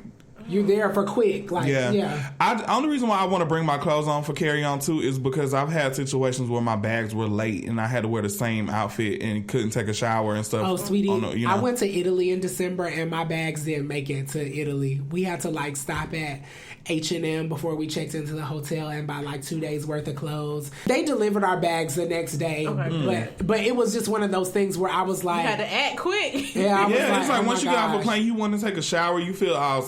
Especially dirty. when you're on a late, you're a long or a late flight, you be wanting to just, So I have to just. Don't put me on Spirit. If I'm booked Spirit on my own, that's me. That's because I booked it. Yeah, and because I chose to do that. I would. I'm going to Miami. It'll be 30-minute flight, 45-minute flight. I'm getting on Spirit. It's $70. You know who has a lot of good flights to Miami for the low is American. Yes. I one time paid $40 for a flight. I paid $66 through Frontier. 66, and actually it's budget, but it's way better than Spirit. It's way better than Spirit. Anything is better than Spirit. I feel like the plane be shaking. You can walk to Miami and have a better experience. You can start walking right now. And you all right. American though, they typically have good prices. But still, just fly Delta. Keep it consistent. So you can get your golden medallion. Medallion. After I got off tour, I did a lot of reevaluating with my personal business, and I'm like, you know what? I need to really crack down on my prices. I need to get a little bit more stricter with my, when people fly me out and stuff like Draco, that. you know what seriously will help you with that? I've come to realize that because I believe it's so funny. I was having this conversation with somebody the other day. They were like, do you pay for Photoshop? I was like, yeah, I pay for it every month because I believe that taxes? Not just that, but I believe that if I don't pay for it and I'm using an illegal copy of it, I'm not respecting my art. You know what I'm saying? Yeah. And I also realized that with having with etc. production group and with my personal graphic design stuff, having things in writing, it forces it to be concrete. You know what I'm saying? If you have a forced price list that's written down that you can just send to somebody, this is what it is. I'm not bullshitting you. This is what I send to everyone. Yeah. You know what I'm saying? You're not special. I don't mean it in that way, but it's no. I'm not just coming up with a price because you're you. This is what I charge. This is what I value myself at. It forces you to reinforce that to other people because they're going to take you seriously if they see that you have something for them to look at. Yeah. Okay, because it's not something you wrote on your notepad and screenshot it and put it on Instagram. Yeah. Ponytail with a bang. That wedding, I did a wedding in San Jose, California. I remember. And that was my first gig after I had to do some reevaluating, and it went well. I had my price set really good. My contract was done, and then I requested a good flight. I was on Delta, y'all. Damn, there you go. See, all that stuff is important. It is. You're right. Because even when I travel with my job, which I don't do a whole lot, I even make sure I get the hotel I want, the flight I want, because y'all don't reimburse me anyway. Yeah. So make sure it's worth it. You mentioned your mentor. I was actually it's also on the notes list. So you have a mentor. Is this someone that you worked under, or did somebody you just kind of gravitated towards because they're in a like realm? So interestingly enough, I met my mentor in maybe 2007. Okay. Her name is Ethiopia Habtemariam. She's the president of Motown Records, and she's from Atlanta. She grew up off Enon Road. Yes. That's still Campbell, baby. Yeah, she's been in the industry for years. She worked at LaFace, and she has really like grinded and made her way like to the top. Like she's one of the only. She's under 40. She is one of the only Black female executives. Wow. You know, there are not a lot of Black executives working at the top of the music industry. And that's something that people really do need to know. And it's because so many people above, you know, so many people that have had those opportunities to work in those offices, they haven't nurtured anybody underneath them to kind of like take the reins. But at the time, she was working as Carrie Hilson's project manager. But not only that, she was also like the vice president of publishing at Universal Universal Music Group. So she has legitimate, you know, jobs that are. She was making shit shake. Yeah. Like at an early time. She signed all the best producers back then, all the best songwriters. Like she's the reason why music was the way that it was. And she's an incredible A&R. I mean, she's amazing. But I met her, I'll never forget, we were sitting in the car in front of Arden's Garden in Little Five Points. That was the first time I ever met her. And she was just playing me music. And she was playing me Carrie's music. And Carrie was in the car because I met Carrie first.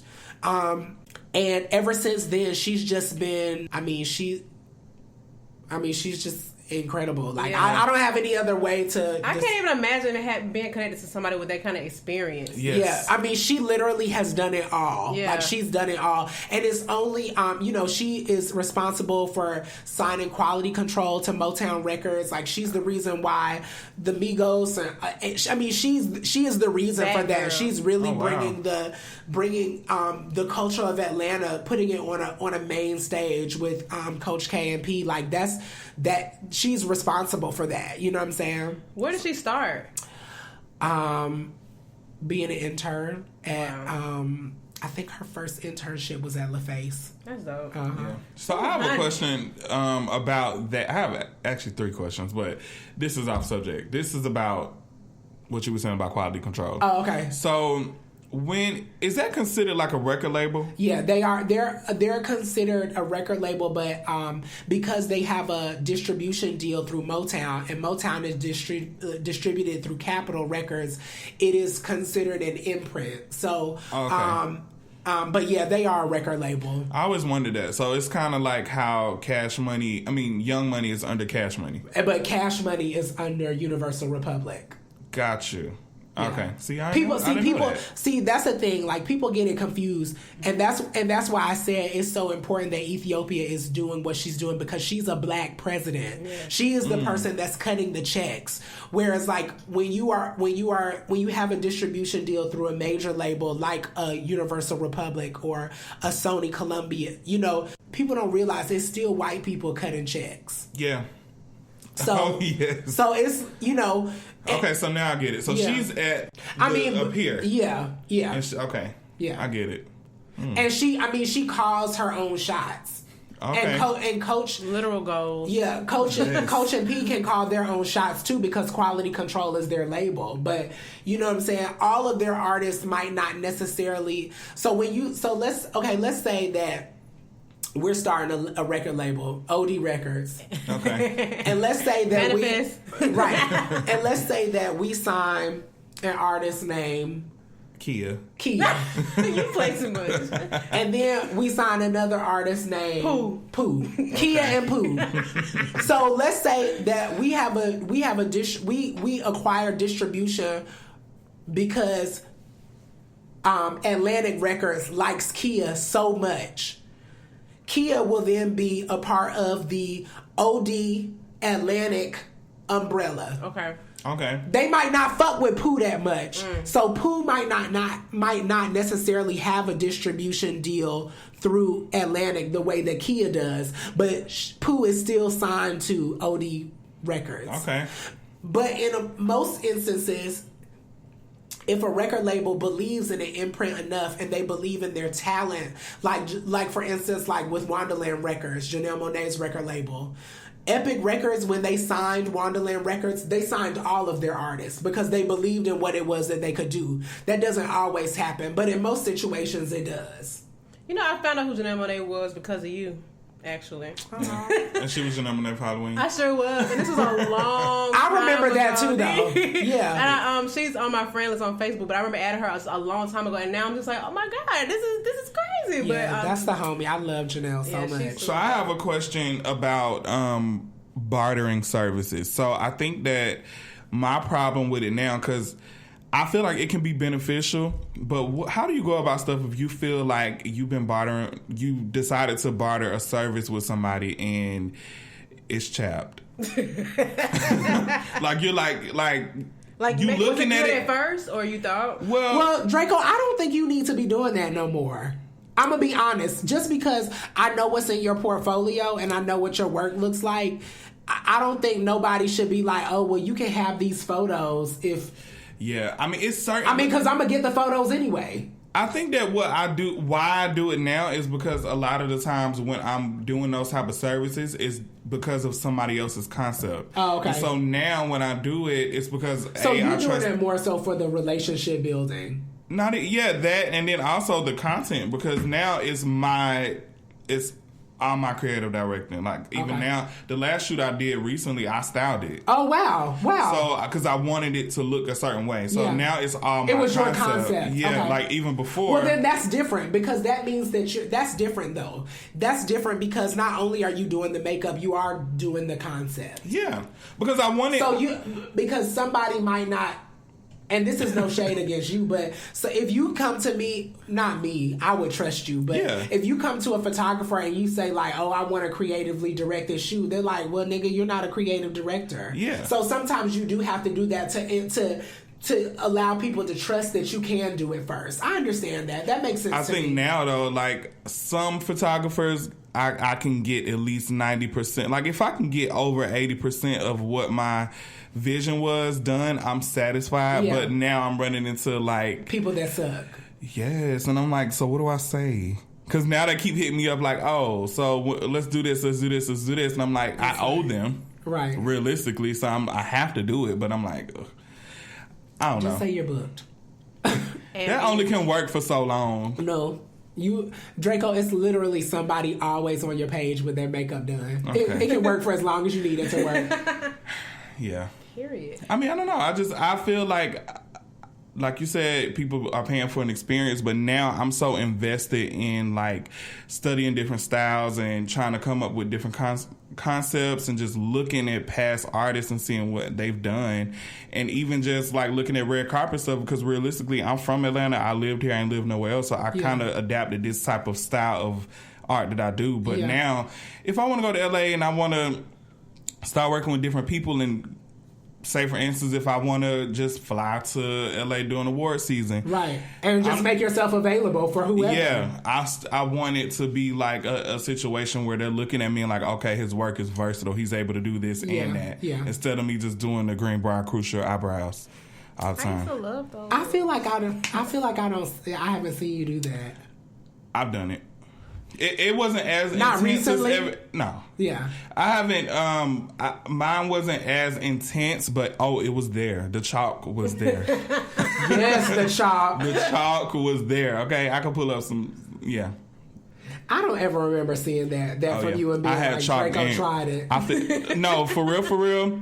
I promise y'all, I feel like Keisha Kayor got glit sticks from me, but that's another story. Okay, so one more question about the mentor thing. Do you have mentees, or do you feel like you're at that level where no? Not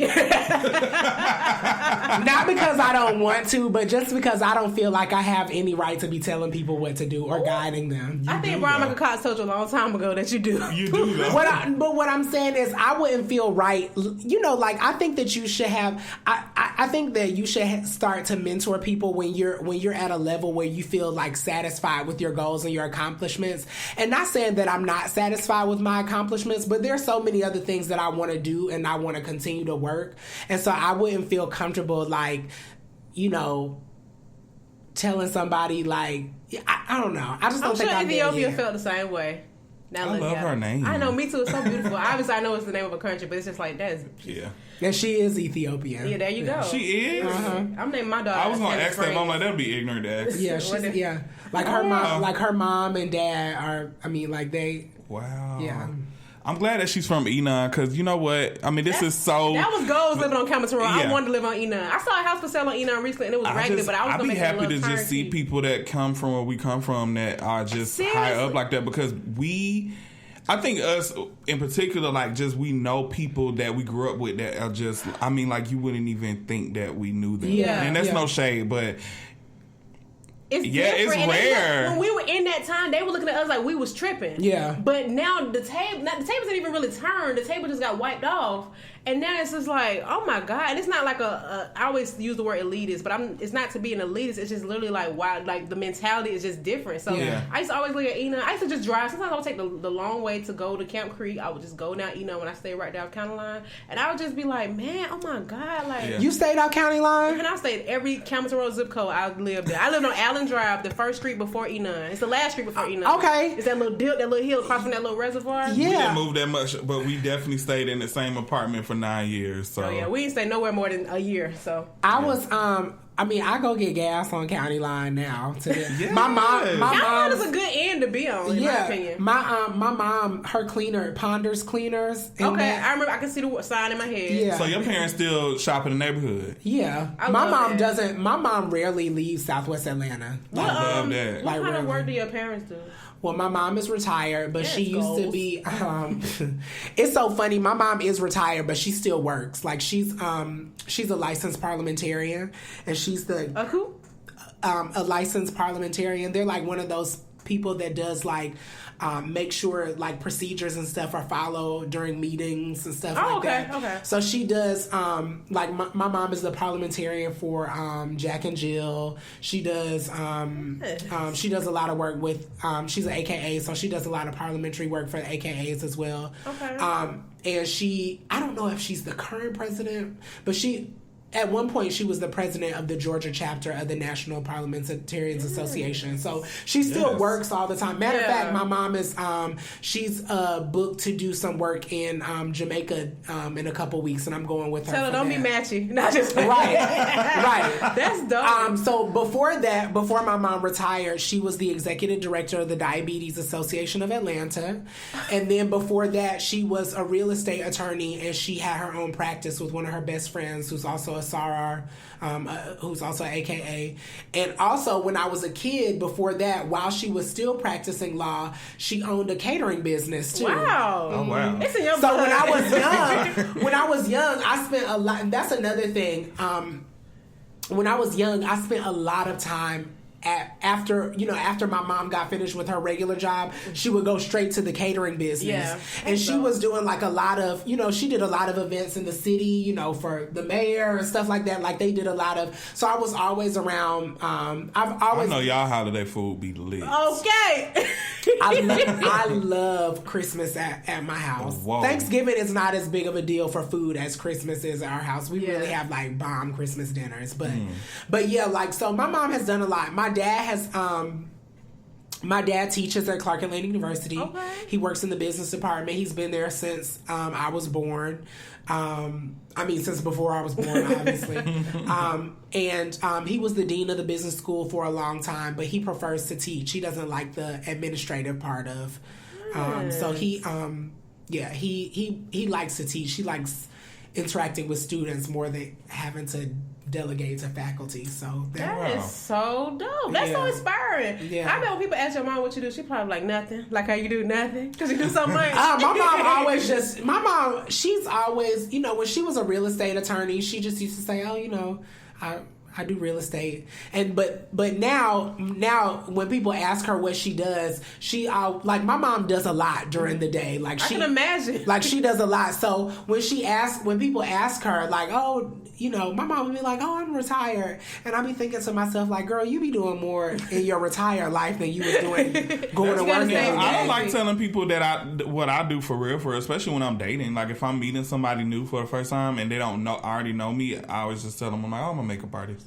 Well, let's leave it at that. I don't like when people ask me. I can tell them what I do, but then they don't understand it. It don't make sense. So it's just like I work. I think because your job is very specific. It's not. Oh, it is. You're right. It is. It is. Especially when it compares I don't like to having to answer questions because then I tell people what I do and they ask me who I've worked with and this and that. Just go to my Instagram, honey. Yeah. I don't even like to do that because they go there and then they start asking questions and then they see how many followers they want to be a friend. You have and stuff like that. It changes it, and I'm the like, I want you to of what just the know relationship me first before you get there. Are you dating anybody right now, Draco? I'm not, but I'm sure you'll be happy to hear this. I ran into my ex yesterday, Eric. Oh, I don't know Eric. Sorry. Yeah, you don't know Eric, but you would have liked him a lot. Okay. He was probably one of the most. He's a creative. Yeah, he was probably one of the most intellectual boys I've ever dated in my life. Yeah, because you know, one of my favorite. It was a time when you was only into thugs and drug dealers. Next subject. Are you dating anybody? Oh, you already said earlier. Well, you said you weren't. Are you dating? Having sex. You didn't say you were dating or not. Yes. Nice smile. Okay. Okay. We'll talk about it off the air. That's fine. Okay. What else about? Okay, one last question, and then we're gonna wrap. Do you have another question? No.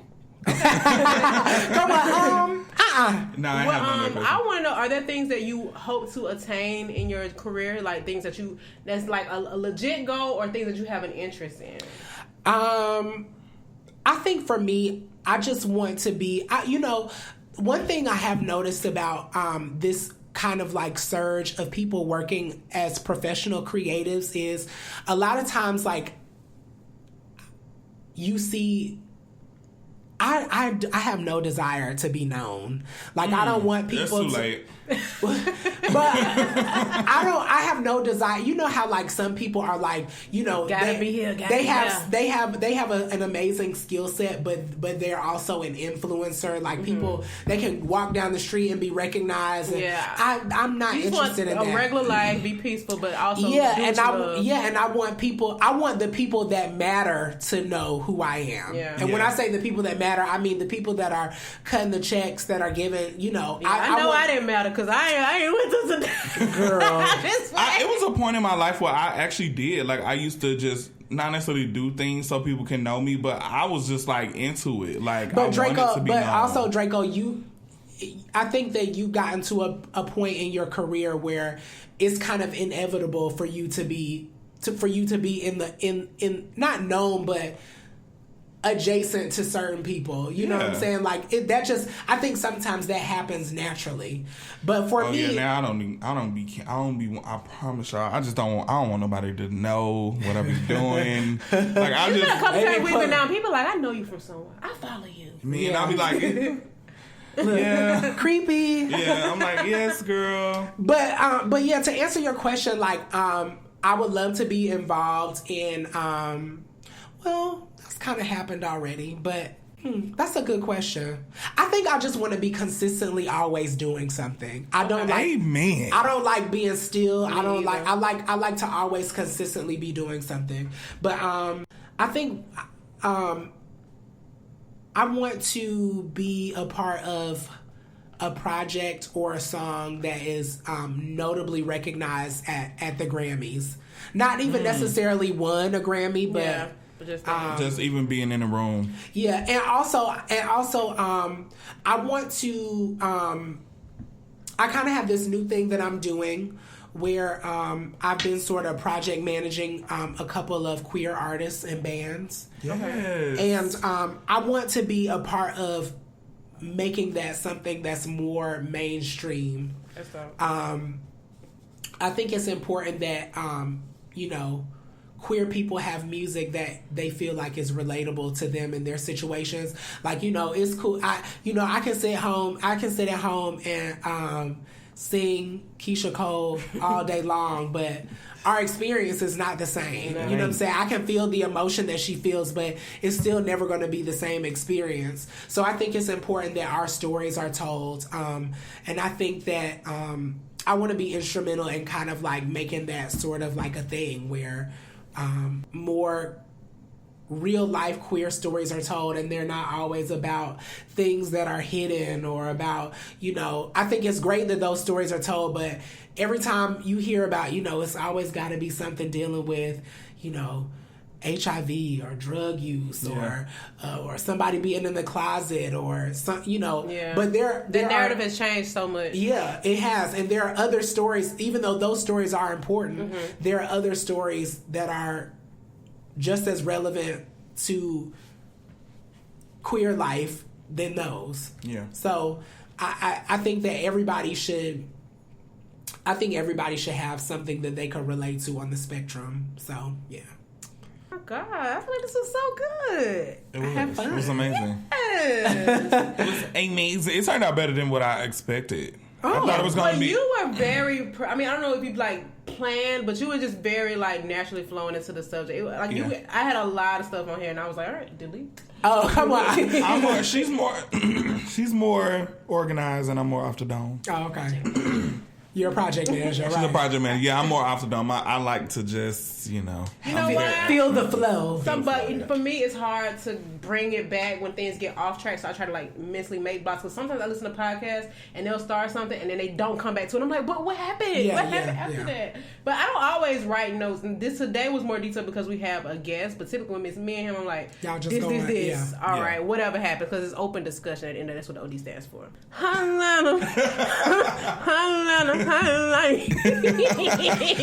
Wow, she a schoolboy. It's oh shit. I'm LRK Pooh. Don't get it confused. Pooh and Kia, we back, baby. They didn't want to sign me, but I'm back. I'm an independent artist. All right, cancel. Anyway, guys. So not cancel me. Period, Pooh. Okay, so this week we're actually going to allow our guests to share the HOTLANTA highlight for the week.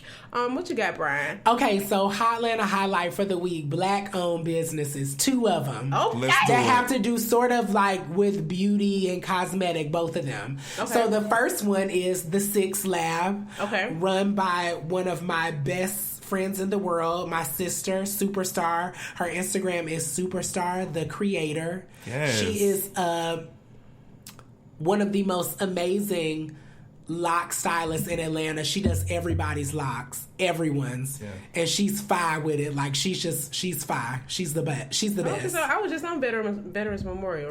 She's the best. So if you have locks and you're in the city of Atlanta and they need grooming, go to her. I want her to start mine when I'm ready to commit. Yeah. And the second Black-owned business is the Tooth Fairy ATL. Okay. I did see that you went there. She is in Little 5 Points inside the bazaar, inside of Cedric's, the jewelry place that's right in front. Her name is Brittany. She is amazing. She did some stones in my teeth, and she's an entrepreneur. Does she do grills? They do grills in there, but she just does the stones. The stones, okay. But they do grills in there. Okay. I'm looking forward to the grill. Why don't you just go to the Metro Mart? Okay, we're talking about Black business. Okay. But yeah, her Instagram is the Tooth Fairy ATL. She's popping. Her name is Brittany. Tell her Brian sent you. Yes. She's amazing. She has she does deals on Sundays, so if you go on Sundays, they might be a little bit cheaper than they are regularly. Okay. She does Swarovski crystals. She has gold pieces that she can put in your mouth. That's what I was about to ask. Yeah. Because I wanted. You ever seen a Nike check one? She has the Nike check. But you gotta order it before. So go to her. She's amazing. This gives me Monica vibes. You know, Monica got them diamonds in her teeth. Yes, kick down your door and smack your chick. Just to show you Monica not having that shit. Okay. Pooh and Kia. So yeah, Superstar the creator at the 6 Lab and the Tooth Fairy ATL. Okay, I'm gonna put all the information in the episode description, so make sure y'all click the link and follow. And what about you? What's your social media handles? Oh yeah, so my social media on everything is at Black Socialite on Instagram and Twitter. I don't do the Snapchat.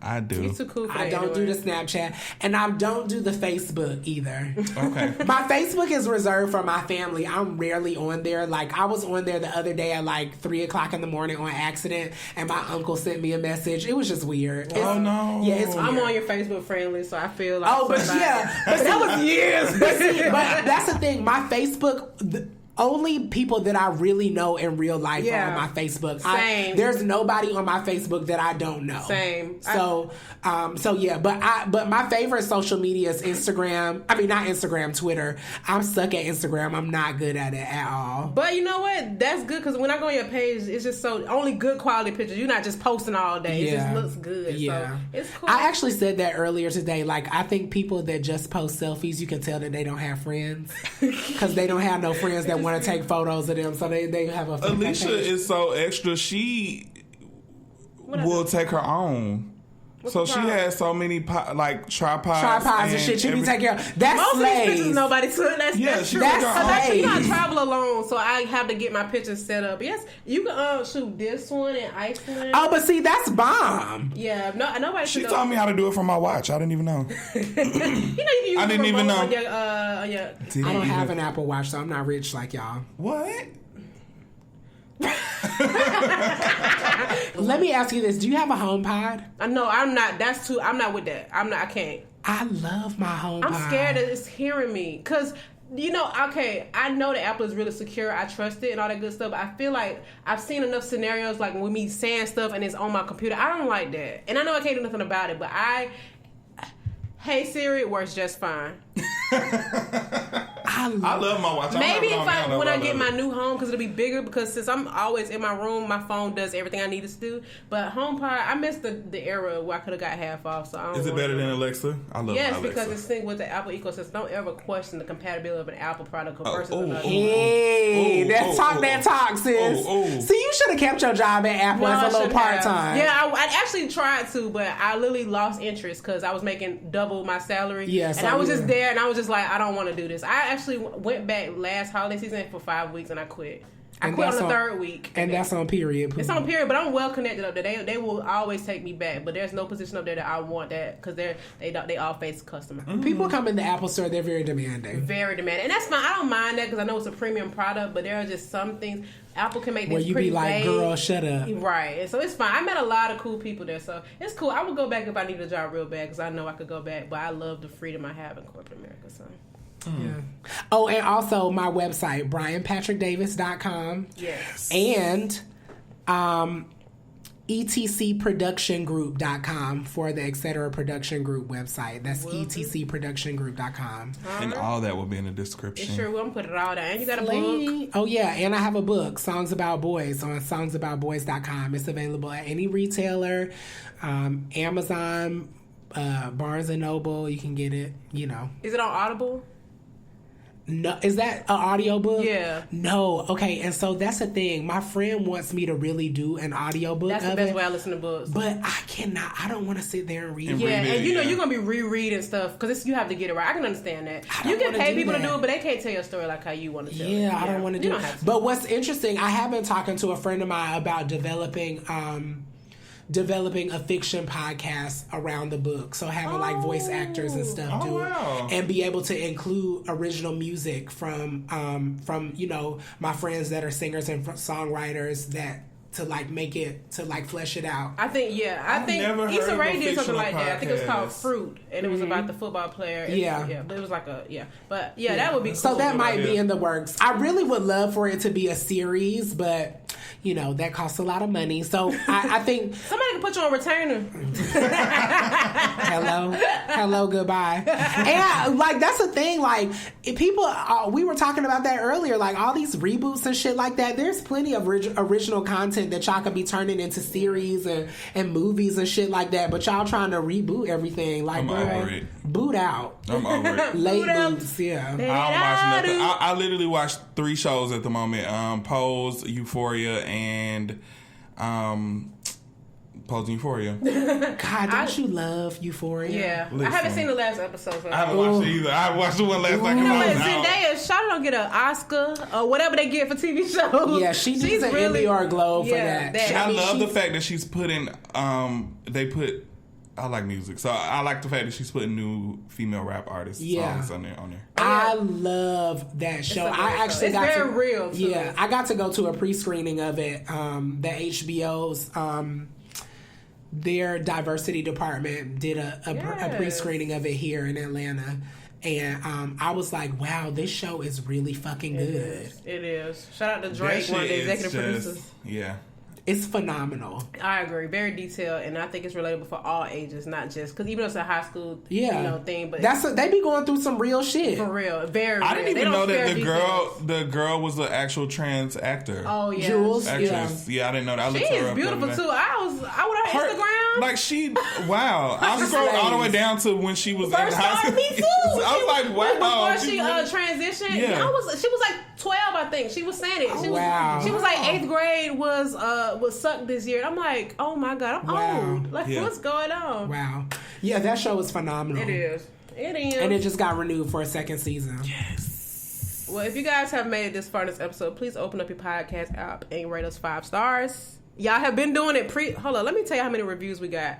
All right, we have 68 ratings. We have an average score of 5 stars. Wow, that's slaves. And we got all these nice reviews. Come through. I'm going to leave a review. Please do. Come on, boo. But yes, I really appreciate y'all. Y'all know we have gotten a lot of new listeners lately. And all of that is because of the reviews. Because, it suggests us with similar podcasts. So I appreciate y'all.